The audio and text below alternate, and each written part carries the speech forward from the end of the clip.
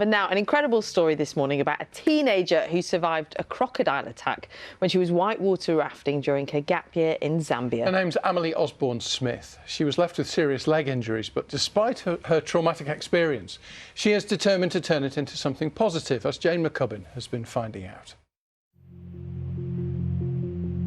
It was meant to be the trip of a lifetime, a gap year visit to Africa. Whitewater rafting with friends along the Zambezi River, not far from the spectacular Victoria Falls. But then, disaster.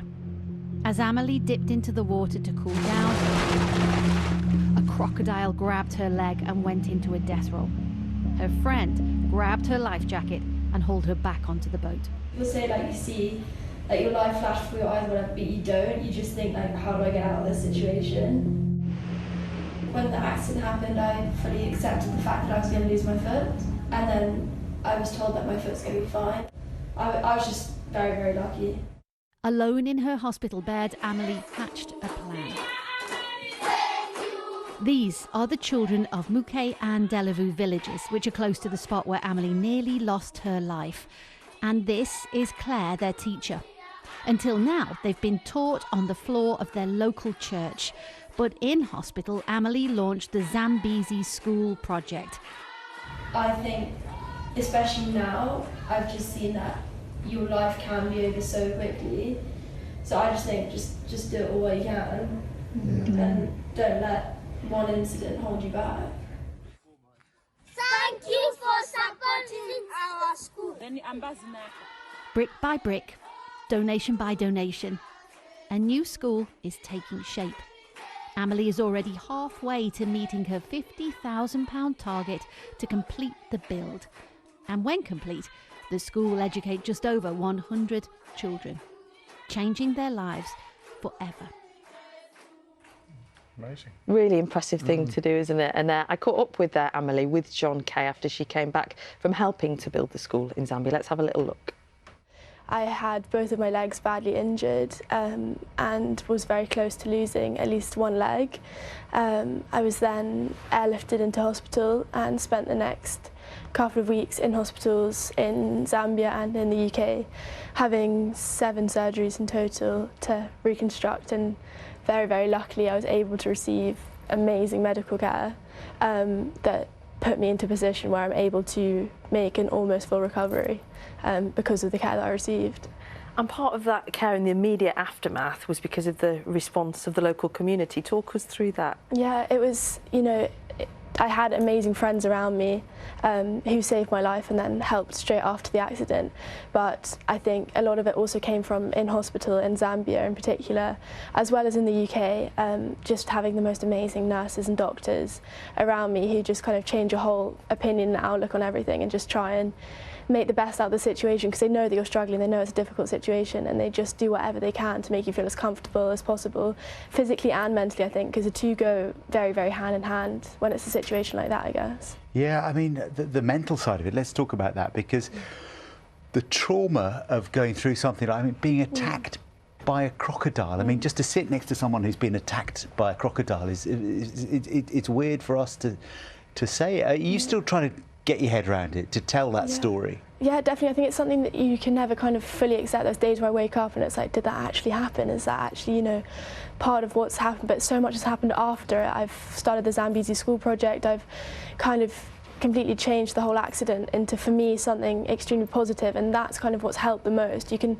you know, have as much physical recovery, but it's the mental one that's going to take time, and having a project like that to get you up in the morning to be able to make an impact with something like that because of the accident, that's now such a small part of what's happened. It's kind of completely overshadowed by everything else, so it just doesn't really play much of a part, much of a role. Obviously that's kind of what got me here and got me into fundraising and how it all started, but now that's just not the focus. I mean, that is a reflection of your strength of character, that you're not being defined by what happened but by what followed. So just tell us then, what is the Zambezi School project? It's a project that I started just after the accident to build a preschool initially for 104 children who live in the middle of nowhere in very remote Zambia, and they do not have a school. And so I went out about 9 weeks ago to build the school and to oversee the building, to get all the materials there, to organise all the building and that kind of thing, as well as kind of help in school to see the both go hand in hand. Well, the school that they have at the moment, which is the floor outside a church building.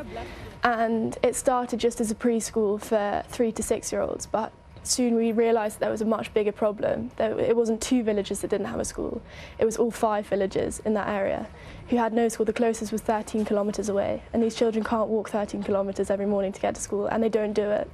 So we've now had to expand the age range. Unfortunately, we have a 16-year-old at school who's never been to school before, and he's starting with the 3-year-olds to be able to learn to read and write. So it's much bigger than just a 3 to 6-year-old preschool. It's a school for the whole community to hopefully, have a chance of getting some kind of an education and breaking the poverty cycle that's still very apparent there. Thank you for supporting our school. Oh, it's incredible what you've turned this into, and the lives that you're changing through this. I guess your own life has changed in many ways as well. Sure. I'm fascinated with the idea of the fact you've been back already. You're going back again later this summer. I mean, I think if this had happened to me with a crocodile, I'd be staying well away. I don't want to leave it behind. But you didn't want to do that. You had to go back, confront it. I had to go back. I had to see, all of the work that I've put into this. It's very different being here fundraising. We've done it all over Just Giving. It's all beyond online. So doing that from home whilst you're still recovering, of course it kind of changes your focus and changes what you're trying to do, but to be able to get out there and see this is what's happened as a direct impact of the accident, it does just put a whole different spin on the whole thing. And did it help you deal with it? For sure. What had happened? Yeah, sure. Just seeing the place again, and definitely being back there, seeing the children, and there it's much more of it's a real problem. Like crocodile attacks happen there, so you didn't feel like, oh whoa, you had a crocodile attack. It's not a completely unknown thing. They're very understanding of it. It kind of has happened before, and it unfortunately will happen in the future. So it's kind of okay, you're doing that, but you're building the school, right?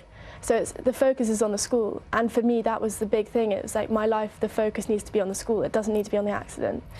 And so, final question, if you could have your time again, would you still have gone on that gap year trip? Definitely. I think any day I definitely would. And for the Zambezi School project to come out of this, to be a factor, and so many people across the world are involved in it. We've only employed local people. All of the builders live within the village. All of their children go to school. So this is not just an accident that happened to me. It's a project that is hopefully inspiring lots of people to get involved with fundraising and helping the local community. We have the project on Instagram, the Zambezi School Project, and people can all get involved with it and see how something like that can change. And you're off to uni in the autumn? I am. I'm going to study psychology in September, and hopefully always have the school to go back to. Yeah. There's a whole load of new mates you can fundraise from as well when you get to uni. It's a whole new purpose. Hopefully. Thank you so much for coming in. And physically, all good? You doing well? Yeah, much better. So we're getting there. Yeah. Thanks for joining us on Breakfast. Thank you so much. Congratulations. Thank you.